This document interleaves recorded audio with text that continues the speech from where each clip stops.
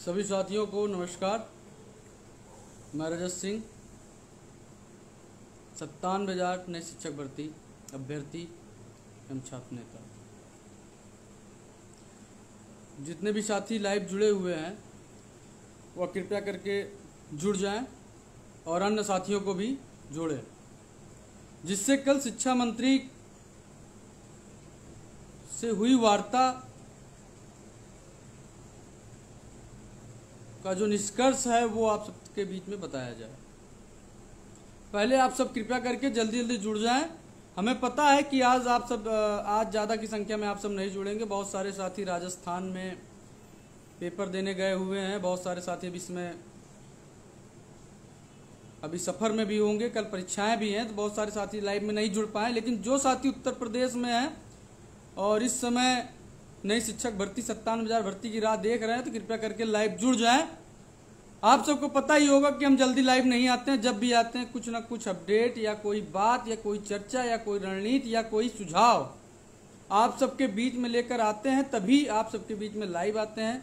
अन्यथा ये रोज रोज का लाइव आना, रोज रोज के आपके बीच में भर्ती संबंधित बातों को रखना, इस चीज़ों पर ज़्यादा समय मैं भी अपना व्यर्थ नहीं करता हूँ। आपका भी समय मैं पूरा कोशिश करता हूँ कि व्यर्थ ना जाए। जितने भी देर आप हमसे जुड़े रहें, कुछ ना कुछ भर्ती मुद्दे पर बात हो और उसका निष्कर्ष निकले। और कल क्या हुआ शिक्षा मंत्री जी से वार्ता के बाद, और हम सब का आगे का क्या रणनीति होना चाहिए, आगे का क्या हमारा लक्ष्य होना चाहिए, जिससे हमें इस साल नई शिक्षक भर्ती मिल सके। उम्मीद करता हूं कि इतने साथी जुड़े हैं, इसे हर एक ग्रुप में डालें, अन्य साथी भी जुड़ें, क्योंकि लाइव आने का बस मेरा एक ही उद्देश्य होता है कि आगे के लक्ष्यों को, आगे की रणनीतियों को साझा करना। और जब भी लाइव आओ कुछ एक ठोस डिसीजन के साथ आओ, जिससे सरकार तक हम लड़ सके और हमारे जो साथी देख रहे हैं वो भी सक्रिय हो सके। बस लाइव आने का मेरा केवल इतना उद्देश्य होता है। आज भी लाइव आप सबके बीच में उपस्थित हूं तो कहीं ना कहीं एक रणनीति और कल की चर्चा पर चर्चा के लिए ही आया हूं।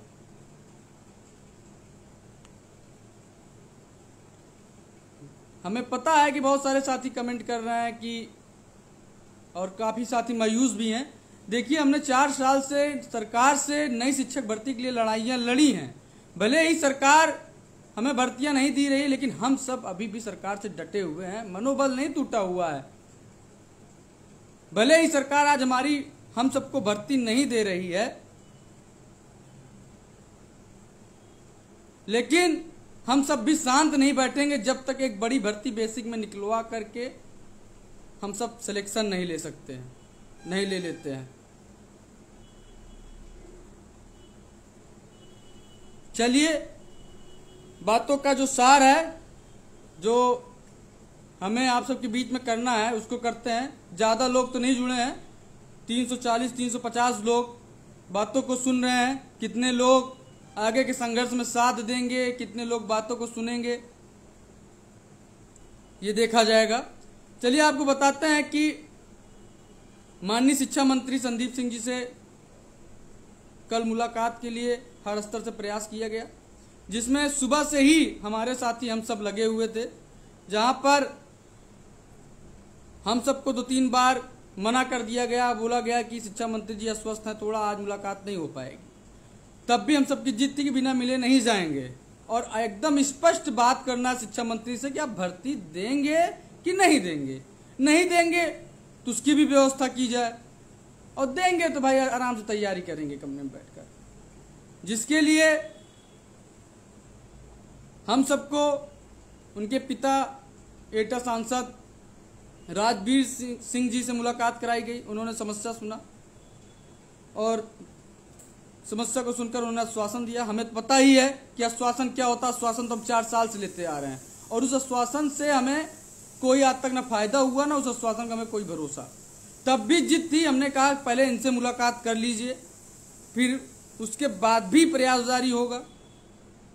हमारे साथ 4-5 साथी, 6-7 साथी थे, एक केवल छात्रा थी। हमने पूरे प्रदेश में मैसेज भिजवाया कि लखनऊ से केवल 2 छात्राएं हमारे साथ खड़े रहें और शिक्षा मंत्री से बात रखने के लिए समय दें।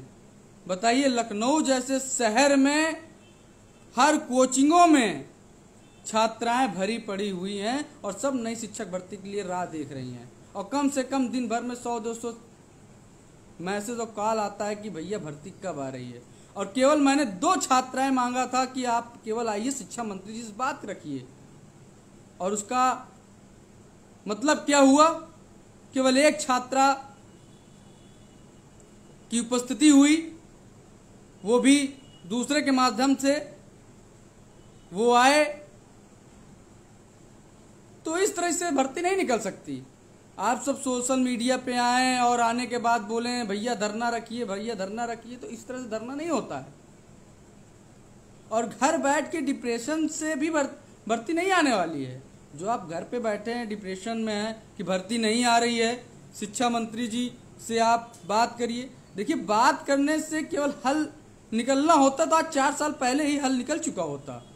हमें आज तक इतनी लाठियां, डंडा और धरना प्रदर्शन करने की आवश्यकता नहीं होती। इतना विभाग और मंत्री खेलने का हम सबके पास भी समय नहीं है। एक छात्रा प्रशिक्षित की उपस्थिति हुई, उसके बाद देर समय बाद तकरीबन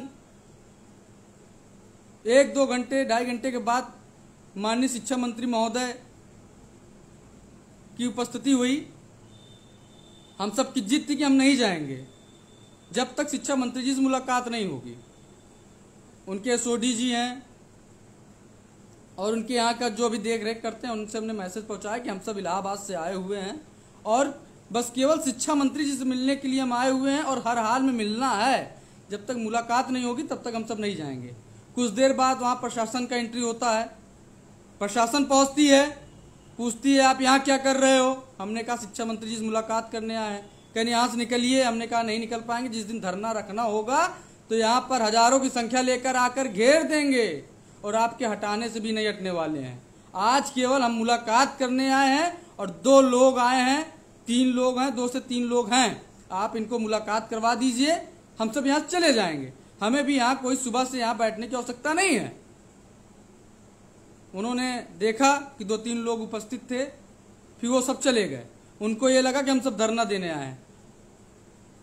उसके बाद जाने के बाद हम सब बैठे रहे, तकरीबन 1 से 1.5 घंटा 2 घंटा बैठने के बाद आखिर में शिक्षा मंत्री जी द्वारा बुलाया जाता है, बातों को सुना जाता है कि क्या मैटर है। हमने कहा वही मैटर है जो 4 साल से है। इससे पहले माननीय सतीश द्विवेदी जी पूर्व शिक्षा मंत्री जी से भी बातें हुई थी। उन्होंने कहा था कि हम भर्ती निकालेंगे। 17,000 के जाते जाते उन्होंने एक लिखित आदेश दे दिया था, लेकिन हमें 57,000 भर्ती चाहिए। और आप उस 17,000 भी भर्ती को आप हटा करके सीधा कह रहे हैं कि 26:1 हो गया है।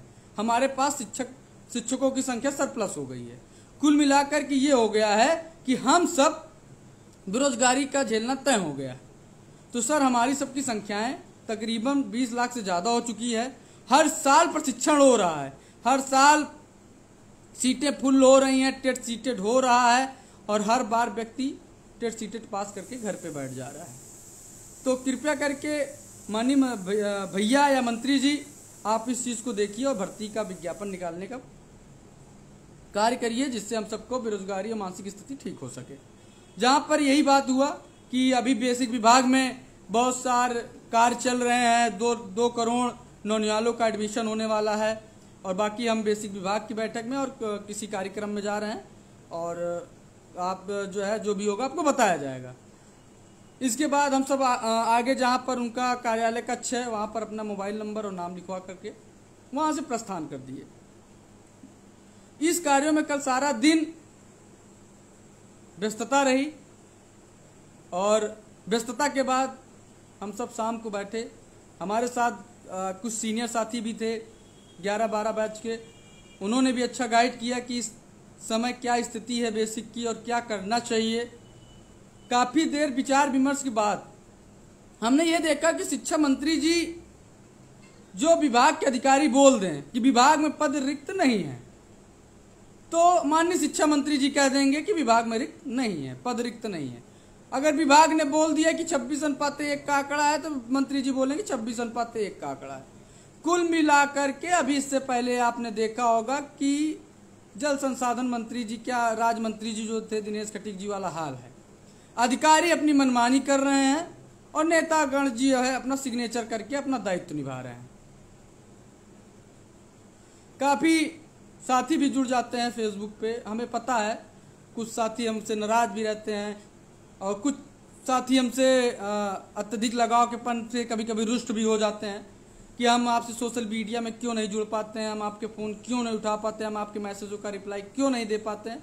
देखिए साथियों, आपका भी समय बहुत अमूल्य है, हमारा भी समय बहुत अमूल्य है। स्थिति हर समय एक परिस्थिति नहीं होती है।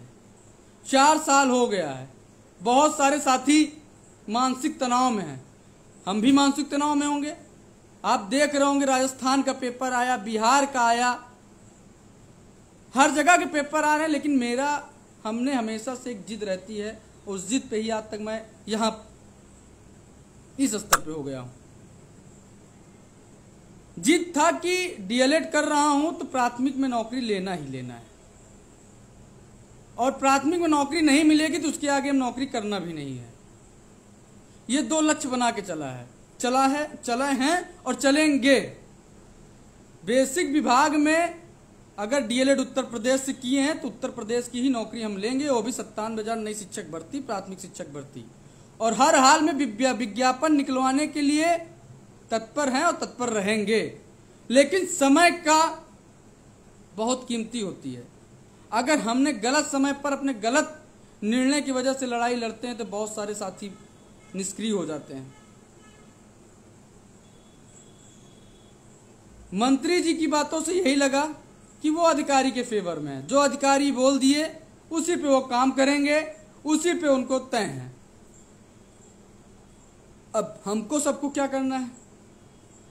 इस समय मौजूदा जो सरकार है, अधिकारियों पर ज्यादा भरोसा है, मंत्रियों पर कम। आप देख रहे होंगे इससे अभी हाल ही में बहुत सारे बदलाव हुए, बहुत सारे सोडी बदले गए, बहुत सारे इस समय अधिकारियों की बातों को माना जा रहा है। बहुत सारे मंत्री नाराज चल रहे हैं, मंत्री अपने मन का कर नहीं पा रहे हैं। वहां पर बैठने के बाद भी हमको जो चीज निष्कर्ष निकला, आपको मैं कल ही की एक घटना बताता हूं। माननीय शिक्षा मंत्री जी महोदय जी के कार्यालय पर हम थे, हमारे साथ और भी कुछ फरियादी थे जो अपनी समस्याएं लेकर आए थे। जैसे इटावा के भाजपा नेता जी थे, वो अपने घर का ट्रांसफर करवाना चाह रहे थे और उनका कुछ बेसिक से कुछ काम था, उनका मैं नाम नहीं बताना चाहता हूं, वरिष्ठ नेता हैं। वो भी आए थे कि हमारा ये काम बेसिक में हो जाए। तो उनका जिस हिसाब से जवाब था, उसका जवाब ये था कि अधिकारी जाने और माननीय मुख्यमंत्री जी जाने।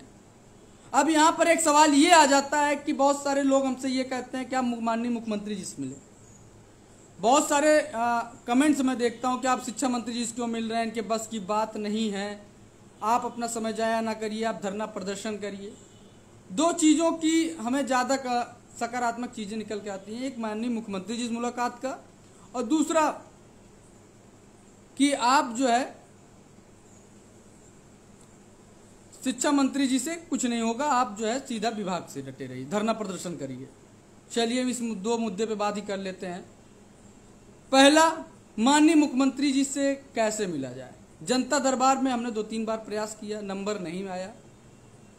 अगर आपके पास कोई लिंक है तो आप हमें मिलवाइए, हम जरूर उनसे मिलेंगे, लेकिन ऐसा हो नहीं पाएगा। बहुत सारे लोग माननीय मुख्यमंत्री से मिलना चाहते हैं, बहुत सारे संगठन के लोग मिलना चाहते हैं, लेकिन समय नहीं मिलता। समय तो केवल संजय दत्त जी को मिल जाएगा, कंगना रनावत जी को मिल जाएगा, क्योंकि उससे ही उत्तर प्रदेश का विकास होना है। भाई बेसिक के पढ़े लिखे नौजवान छात्र नेताओं से बात करने से कहाँ विकास होगा उत्तर प्रदेश का। तो इस तरह का कमेंट जो साथी करते हैं, पहले चीजें इस चीज को समझ लें कि माननीय मुख्यमंत्री जी से मिलना कोई छोटी बात नहीं है। अगर कोई मिलवा सकता है तो हमको फोन करे, हम मिलने के लिए तैयार हैं, लेकिन हमें पता है कि हम नहीं मिल पाएंगे। हमने 2-3 बार जनता दरबार में प्रयास किया, नहीं मिल पाए। अब बात आती है धरना प्रदर्शन की। धरना प्रदर्शन बहुत अच्छी चीज़ है। हमने भी बहुत अपने छात्र जीवन में बहुत सारे धरना प्रदर्शन किए, बहुत सारी लड़ाइयाँ लड़ी और बहुत सारे जीत भी मिला। एक भर्ती मुद्दा था जिसमें हमको जीत अभी तक नहीं मिल पाई है। भर्ती मुद्दे पे हम सबको एकजुट होना पड़ेगा, संगठित होना पड़ेगा। आज बहुत सारे अलगाव के लिए आईटी सेल सक्रिय हो चुकी है। कोई फर्जी आईडी बनती है मेरे खिलाफ या भाजपा की आईटी सेल या सरकार की ही आईटी सेल, हम किसी का नाम नहीं लेना चाहते हैं। उनका बस इतना उद्देश्य होता है जातिवाद फैला देना, जनरल ओबीसी को तोड़ देना। जब जनरल ओबीसी तोड़ देना, डीएलएड बीएड को तोड़ देना, क्षेत्रवाद को भ्रमित कर देना और गुड़ बना लेना, तो जब गुड़ बन जाएगा लोग तितर बितर हो जाएगा। हम सब बचपन से पढ़ते आ रहे हैं कि जब एकजुट नहीं होते एकता में ही शक्ति है। जब तक हम सब एकजुट नहीं होंगे, संगठित नहीं होंगे तो भर्ती आना मुश्किल है। इस चीज को आप समझ लीजिए। हम सबको पहले की तरह एकजुट होना पड़ेगा। हमारे खिलाफ हम सब ने ईमानदारी से दिल से संघर्ष किया। अपने शरीर पर एक एक लाठियां ऐसी नहीं बची को जहां जहां लाठियां नहीं पड़ी होंगी, लेकिन हमारे ऊपर ही आरोप लग जाता है। कभी कभी कोई भी फर्जी पोस्ट पड़ जाती है सोशल मीडिया पर कि मैं पार्टी की राजनीति करता हूं, मैं एजेंट हूं किसी पार्टी का, मैं केवल सरकार को बदनाम करना चाहता हूं, तो लोग भ्रमित हो जाते हैं। जो भाजपा के कार्यकर्ता, उनको ये लगता है कि मैं राजनीति कर रहा हूं, तो वो बेचारे टूटना शुरू करते हैं। लेकिन मैंने हमेशा हर नेताओं, किसी भी पार्टी को, चाहे सपा हो, चाहे कांग्रेस हो, चाहे भाजपा हो या कोई भी पार्टी हो, बराबर नेताओं से मिला हूं, बराबर नेताओं के संपर्क में रहा हूं, बराबर सबका विरोध किया हूं समय समय पर। मैं ऐसा नहीं है कि किसी एक पार्टी का गुलाम हूं। हमारा बस उद्देश्य है कि विपक्ष को लेकर ही सरकार से लड़ा जा सकता है, क्योंकि हम आप इतने मजबूत नहीं हैं कि हम सरकार से लड़ सकें। और इस चीजों को हमको दूर करना होगा। कैसे दूर करना होगा? उसमें आपको साथ देना होगा। पहली चीज, जो जातिवाद फैला रहे हो उनको तुरंत दर से भगाओ। कि अभी हम सब एक अध्यापक बनने चाह रहे हैं। एक अध्यापक बच्चों के बीच में एकदम निरपेक्ष होकर के सभी बच्चों को बुद्धि का विकास करता है,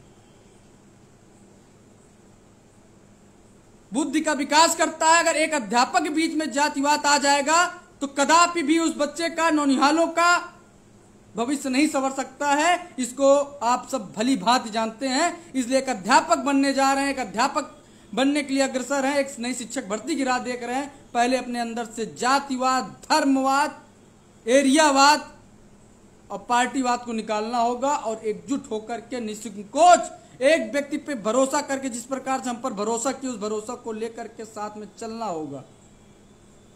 नहीं तो मैं आपको बता दे रहा हूं, लोग, मेरे पास इतना समय नहीं है कि मैं एक एक व्यक्ति को सफाई दूं, मैं एक एक व्यक्ति के पास कॉल करूं कि भैया ऐसा बात है, ऐसा बात है।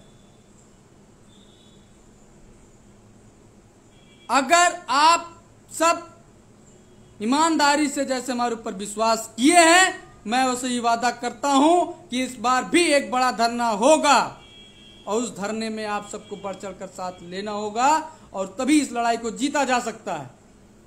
अभी हाल ही में लखनऊ पहुंचे, विभाग से, मंत्री से मुलाकात करके मैं बैठक करने वाला था इलाहाबाद में और लखनऊ में कि सबसे मिल करके और मिलने के बाद एक डेट डिसाइड करेंगे, क्योंकि 31 तारीख को लेखपाल लगा हुआ है। अगर मैं 31 से पहले धरने की डेट देता हूं तो मुझे पता है कि धरने में बच्चे नहीं आएंगे। सब लेखपाल की तैयारी कर रहे थे और रीट की तैयारी कर रहे थे और अधिकतर बच्चों की यही समस्या थी कि 31 तारीख के बाद बताइएगा। 31 के बाद धरने की सोचते हैं तो 15 अगस्त आ रहा है और हमें पता है कि हम 15 अगस्त से पहले धरना रखते हैं तो कहीं ना कहीं हमको दिक्कत नहीं है। जहां 4 मुकदमा वहां 10 मुकदमा हो जाएगा, दिक्कत नहीं। लेकिन जो साथी मेरे ऊपर भरोसा करते हैं, जो साथी मुझको समझते हैं कि मेरा भाई है, अगर मेरे साथ कभी गलत नहीं करेगा, और पता लगा मैंने उन्हें ऐसे समय पे ले जाकर धरने के लिए लखनऊ की सड़कों पे उतारा तो कहीं ना कहीं बहुत दिक्कत का सामना करना सकते हैं।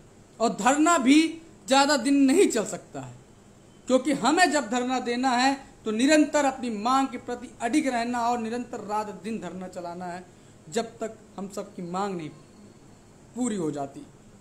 और उसके लिए हम सबको बीच में एक ऐसा मैप तैयार करना है जिसमें हमको हमेशा गार्डन में 500 से 1000 बच्चों को बैठा कर रखना है।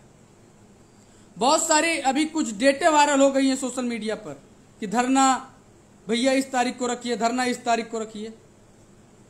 गुमराह होने से बचिए। हमें पता है कोई भी व्यक्ति धरना रखेगा सोशल मीडिया पे वायरल हो जाएगा।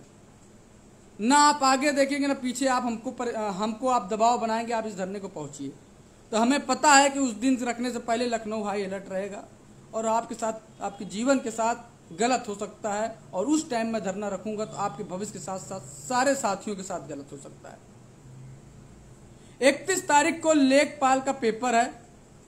जैसे ही लेखपाल का पेपर खत्म होगा, कम से कम बेसिक विभाग, डीएलएड, बीटीसी, अन्य विभाग के जितने भी अन्य जो कोर्स करके प्राथमिक में आना चाह रहे हैं, उनके कम से कम 50 से 60% छात्र फ्री हो जाएंगे, जो नई शिक्षक भर्ती धरना के लिए अग्रसर होंगे।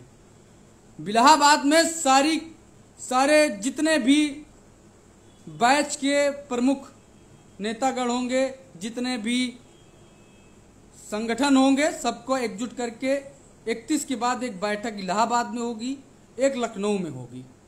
उसके बाद एक डेट डिसाइड करके आर पार की जंग के लिए आह्वान कर दिया जाएगा। और उस दिन आपको बढ़ चढ़ कर पहुंचना है, क्योंकि जल्दबाजी में लिया गया निर्णय एक दिन हमारे हार का कारण बन जाता है।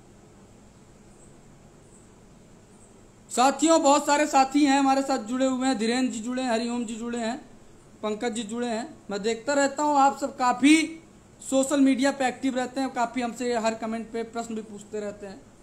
देखो साथियों, जब मुझे लगता है कि आज कुछ करना है, आगे कुछ बात है विभाग में, कुछ आगे रणनीति है, तभी मैं लाइव आता हूं।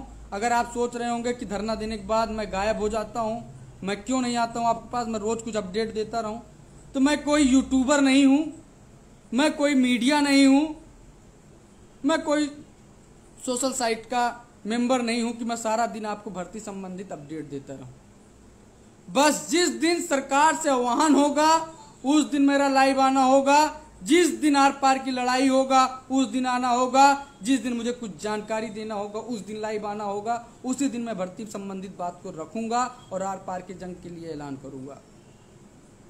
मंत्री जी से बात से बस ये निष्कर्ष निकला है कि मंत्री जी को सेकंड प्रायोरिटी दी जाए, फर्स्ट प्रायोरिटी पे विभाग से लड़ाई लड़ी जाए। जिस समय मैं विभाग से लड़ाई, आर पार की लड़ाई को लड़ा जाएगा, उसी दिन निर्णय हो जाएगा। जब विभाग दबाव में रहेगा तो माननीय मुख्यमंत्री जी के अध्यक्षता में जब भी बैठक होगी प्रमुख सचिव, महानिदेशक जी का, तो जरूर भर्ती संबंधित ये बात रखेंगे। अन्यथा मंत्री जी के भरोसे तो हम सबको अब रहना बेकार है, क्योंकि मंत्री जी के सामने अधिकारीगण केवल फाइल रख दें और मंत्री जी केवल सिग्नेचर कर दें। इस चीजों का निष्कर्ष मैंने निकाल चुका है।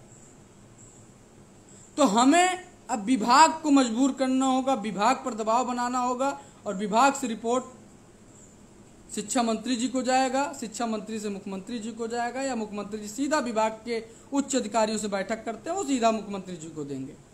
कुल मिलाकर भर्ती मुख्यमंत्री जी के ही अंडर में है। मुख्यमंत्री जी की दया दृष्टि होगी तो भर्ती आएगी, मुख्यमंत्री जी की दया दृष्टि नहीं होगी तो भर्ती नहीं आएगी। और कहीं ना कहीं गलती हमारी आपकी है। जिस समय हमको आपको अपनी एकता और शक्ति, अखंडता को दिखाना था, उस समय हम ही आप टूट करके एक किनारे जा करके अपने क्षेत्रवाद और धर्मवाद और पार्टीवाद में लग चुके थे। और उस समय हम सब प्रशिक्षु नहीं, एक पार्टी के नेता हो चुके थे। हमारे ऊपर भी आरोप लग जाता है कि भैया मैं खुद पार्टी का एजेंट हूँ। अरे हमें तो पार्टी से फंड मिलता होगा। अगर मुझे पार्टी से फंड मिलता होता आपकी तरह, मैं पैदल पैदल लखनऊ की सड़कों पर ना जाता और वहाँ से ट्रेन से ना आता, हमें भी कोई फॉर्चूनर सफारी मिलती जैसे अन्य बड़े नेताओं को मिल रही है, हम भी उसी से नेतागिरी करते। लेकिन मैं आपका भाई हूँ, एकदम दिल से जुड़ा हूँ। मन की चीज़ें, एक एक चीज़ों को मैं विश्लेषण करता हूँ, एक एक चीज़ को आपको बताता हूँ। इसलिए बताता हूँ कि ताकि आपको पल पल की जानकारी होगी, तो आप भावात्मक, दिलात्मक हर स्तर से मुझसे जुड़े रहेंगे तो हर स्तर से मेरा साथ देंगे। और आरोप बहुत सारे हमारे साथी कमेंट भी करते हैं, आरोप तो बहुत लगता है, कभी कभी कह दिया जाता है कि मेरे पास तो बहुत सारे कंपनियां हैं, बहुत सारे चीज़ें मैंने बिजनेस कर लिया, व्यापार कर लिया, मुझे क्या ज़रूरत है भर्ती का। तो मैंने फिर कहा लेंगे तो उत्तर प्रदेश में प्राथमिक शिक्षक भर्ती के लेंगे, अन्यथा मुझे नौकरी नहीं चाहिए। जिसके लिए मैंने डीएलएड किया है उसको मुझे पूरा करना, फॉर्म पूरे जिंदगी में केवल प्राथमिक शिक्षक भर्ती का ही डालना है, बेसिक विभाग का ही डालना है, अन्यथा किसी विभाग में नहीं जाना है। इस चीज़ को मैंने ध्यान में रखते ही डीएलएड किया था और उसी पे ही अडिग हूँ और अडिग रहूँगा। और इस साल एक बड़ी प्राथमिक शिक्षक भर्ती निकलवाने के लिए हर स्तर से मैं कमर कस करके लखनऊ की सड़कों पर आप सबके साथ खड़ा रहूँगा। बहुत सारे साथी कमेंट कर रहे हैं कि अग्निवीर की तरह शिक्षक वीर ना हो जाए। शिक्षक वीर बनने के लिए मंत्री जी को इस्तीफा देना पड़ेगा, क्योंकि हम सब बेसिक के साथ साथ कलम के साथ साथ संघर्ष की भी ताकत रखते हैं। जिस दिन शिक्षक वीर की घोषणा होगी उस दिन मंत्री जी को, शिक्षा मंत्री जी संदीप सिंह जी को 3 दिन के अंदर इस्तीफा देना होगा, क्योंकि हम सब भी हाथ पे हाथ रखकर नहीं बैठेंगे। जितना प्रयास होगा उतना प्रयास, उतनी ताकत झोंक देंगे और इस विभाग को अमर जैसे था वैसा ही बना रहेगा। जिस प्रकार नौनिहालों के लिए ईमानदारी से हम सब ने अपना समय दिया है उस प्रकार से हम लड़ेंगे और साथ भी देंगे, लेकिन इसका प्राइवेटाइजेशन और शिक्षक वीर बनने के लिए हम तनिक भी तैयार नहीं होंगे, ना मानेंगे। बाकी लाइव आने का बस मेरा इतना उद्देश्य था कि जो साथी डिप्रेशन में है वो डिप्रेशन से बाहर निकले। पढ़ाई के साथ साथ लड़ाई करना अत्यंत आवश्यक है, तभी आपको भर्ती मिलेगी, अन्यथा भर्ती नहीं मिलेगी। और यह भी कह रहा हूं कि आपको भर्ती हर हाल में,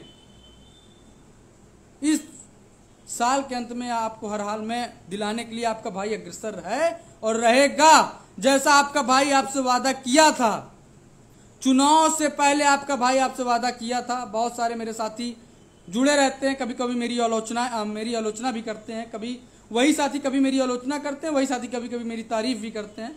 मैं इस चीज़ों को कभी ध्यान नहीं देता हूं, क्योंकि मैं अपने हिसाब से कार्य करता हूं, क्योंकि मुझे पता है कि विभाग अधिकारियों से बात करने के बाद मुझे लगता है कि ये, प्रशासन से बात करने के बाद मुझे लगता है कि ये डेट ठीक है।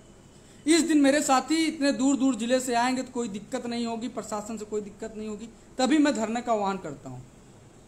क्योंकि जो साथी मेरे ऊपर भरोसा करते हैं, जो विश्वास बनाए रखे हुए हैं, उनको मैं धरने पे बुला करके उनके ऊपर एफआईआर और लाठी नहीं चलवाऊंगा। आपने देखा होगा इतने धरने का आह्वान किया हो, अगर लाठी चली है तो पहली लाठी मैं खाया हूं। अगर किसी साथी के ऊपर लाठी अगर पड़ी है तो पहली लाठी मैं जाके रोपा हूं और उस लाठी को मैं खाया हूं। तनिक भागने का प्रयास नहीं किया हूं कि उस लाठी से मैं डर के भाग जाऊं। तो मेरे जो साथी मेरे ऊपर विश्वास किए हैं वो विश्वास हमेशा बना रहेगा, वो टूटेगा नहीं।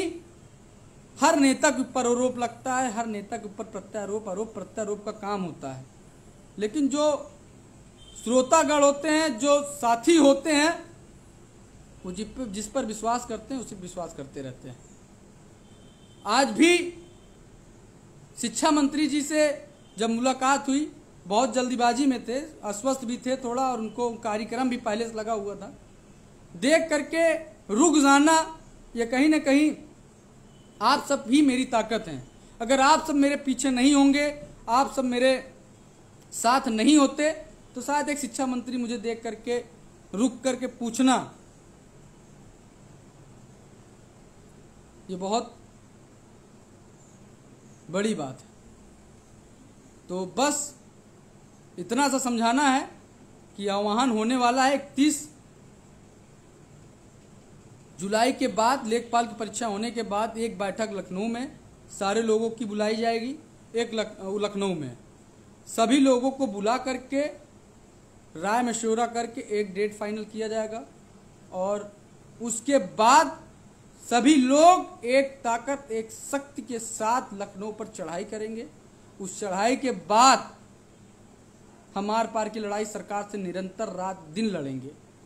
बहुत सारे साथी फिर धरने की डेटों को कंफ्यूजन में है। मैं फिर बताना चाहता हूं, कोई भी आईडी बनाएगा, एक डेट घोषित कर देगा, साइट पे वायरल हो जाती है और आप सब नहीं देखते हैं।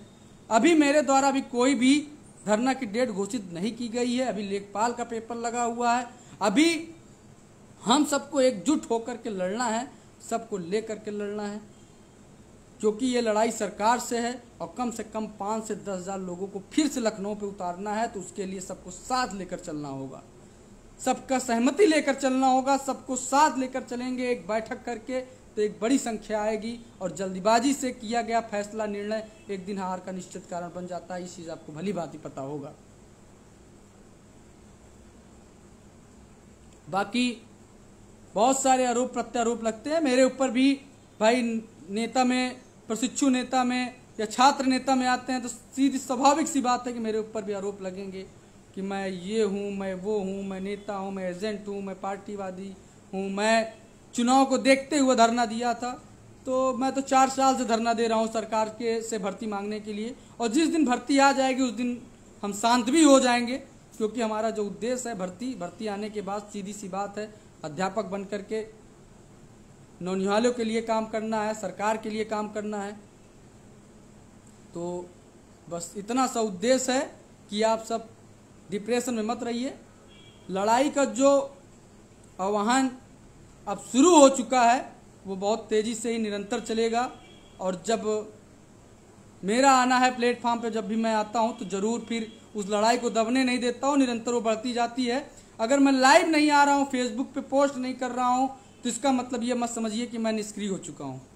मैं आंतरिक रूप से काम करता हूँ, ज़्यादा सोशल मीडिया पर कार्य इसलिए नहीं कर पाता हूँ कि कुछ नई चीज़ हो, कुछ नया कार्यक्रम हो, कुछ नई चीज़ें हो जो आप सबके बीच में बताएं और रोज़ रोज़ आकर के लाइव आकर के आपसे कहें, भर्ती मुद्दे पे बात करें। आपका भी समय इस बेरोजगारी के समय में आपका भी समय बर्बाद करना और अपना भी समय बर्बाद करना कहीं ना कहीं बहुत ख़राब है। तो काफ़ी साथी अपना सवाल रख सकते हैं कमेंट के माध्यम से। मैं एकदम निष्पक्ष रूप से हूँ। कोई मेरे बारे में गलत भी बोलता है तो मैं उसको भी संतावना, उसको भी समझाने का प्रयास करता हूँ। कोई तारीफ करता तब भी उस पर भी उसको भी समझाने का प्रयास करता हूँ। बस मेरा उद्देश्य बस ये है कि मैं अपने साथियों को सही दिशा में ले जाकर के भर्ती निकलवा सकूँ। नेता उसी को कहते हैं, नेतृत्व करने वाले को, एक कदम चलकर आगे चलने वाले से आने वाली हर मुसीबतों से बचा करके उसका हक अधिकार दिलाने वाले को ही नेता कहते हैं। तो मेरे साथ काफ़ी साथी जुड़े हुए हैं, तो बस मैं इतना आपको आश्वस्त करता हूं कि इस वीडियो को अन्य साथियों तक पहुंचाएं। बहुत सारे साथी डिप्रेशन में हैं, बहुत सारे साथियों का फ़ोन आता है कि कल मंत्री जी से क्या बात हुआ। मंत्री जी से मैं हाल चाल लेने नहीं गया था, बस एकदम स्पष्ट रूप से बात करने गया था कि आपका अनुपात समानुपात पे क्या विचार है, आप भर्ती देंगे कि नहीं देंगे। बस 2 बातों को मैंने पूछा था और वहाँ बैठे बैठे थोड़ा बहुत ज्ञान आ गया कि शिक्षा मंत्री जी का इस समय क्या वजूद है, क्या भर्ती निकाल सकता है कि नहीं निकाल सकता है। कुछ लोग कहते हैं पीएबी की रिपोर्ट आई है, उसमें काफ़ी पद खाली हैं। कुछ लोग कहते हैं 51,112 पद का सुप्रीम कोर्ट में हलफनामा था, उस पर क्यों भर्ती नहीं दे रहे हैं। कुछ लोग कहते हैं 17,000 पूर्व शिक्षा मंत्री घोषित करके गए थे, वो भी भर्ती नहीं दे रहे हैं। तो आपको बता दें, ये जो विभाग है इस समय, जो बेसिक विभाग है, ये माननीय विजय किरण आनंद जी चलाते हैं। और विजय किरण आनंद जी जो लिख दिए वही आदेश है, वही भर्ती है, वही सब कुछ है। कुल मिलाकर के सर्वोसर्वा माननीय विजय किरण आनंद जी हैं। वो चाहेंगे तो भर्ती निकलवा देंगे, वो चाहेंगे तो नहीं निकालेंगे। और 31 के बाद माननीय विजय किरण आनंद महोदय से ही बात करने के लिए अब अग्रसर होंगे। ना अब कोई मंत्री जी, अब ना कोई संतरी जी, ना कोई कुछ। अब केवल एक ही मुद्दा, एक ही मांग और एक ही जगह मांग, माननीय विजय किरण आनंद जी। हम सीधा अब अधिकारियों से बात पहुंचाएंगे, वो जाकर चाहे मंत्री जी को पहुंचाएं, चाहे वो मुख्यमंत्री जी को पहुंचाएं। अब वहीं से लड़ाई जारी होगी और इस लड़ाई को अंतिम रूप से जीता जा सकेगा। विजय किरण आनंद जी से भी मुलाकात हो गई और इससे पहले भी हुआ था, इसके बाद भी हुआ। कोई सकारात्मक चीज़ें नहीं हैं। अभी वो अनुपात समानुपात में उलझे हुए हैं, 26:1 अभी बेसिक में है, जबकि 2 करोड़ अभी नौनिहालों का एडमिशन पूरा होने वाला है और इनका भी आंकड़ा और अनुपात नहीं पूरा हुआ। तो कुल मिलाकर के भर्ती का भी माहौल विजय किरण आनंद जी बता पाएंगे। तो कुल मिलाकर के आप 31 तारीख को लेखपाल की पेपर दीजिए और इलाहाबाद में जब हम बैठक करें तो उसमें आप बढ़ चढ़ कर हिस्सा लें। और विशेष तौर पे मैं जो महिला छात्राएं हैं जो भर्ती के लिए बहुत परेशान रहती हैं, जो बहुत अत्यंत परेशान है, मैं देखता रहता हूं, तो कम से कम वो भी छात्र के साथ बढ़ चढ़ करके उपस्थिति दर्ज कराया करें। मनोबल उससे ऊंचा होता है और हम सब भी जब भीड़ को देखकर उत्साहित होते हैं और सरकार से लड़ने के लिए प्रेरित होते हैं। तो कुल मिला करके 31 के बाद इलाहाबाद में बैठक करेंगे और लखनऊ में आप सब बढ़ चढ़ कर हिस्सा लीजिए। एक डेट घोषित करना है और यहीं से ट्रेन भर भर के लखनऊ पहुंचना है और जा करके बैठ जाना है। उस समय की रणनीति को हम उस समय बताएंगे क्या करना है। अभी पहले से बता करके बुलावा दुश्मन को नहीं देना है।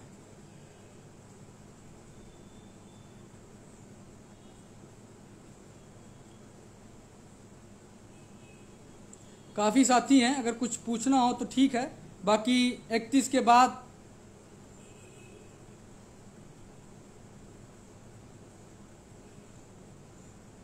कुछ साथी कमेंट भी कर रहे हैं। आप सब बेहिचक अपनी अपनी बातों को रखिए, चाहे निगेटिव होगा तब भी हम आपका जवाब देंगे।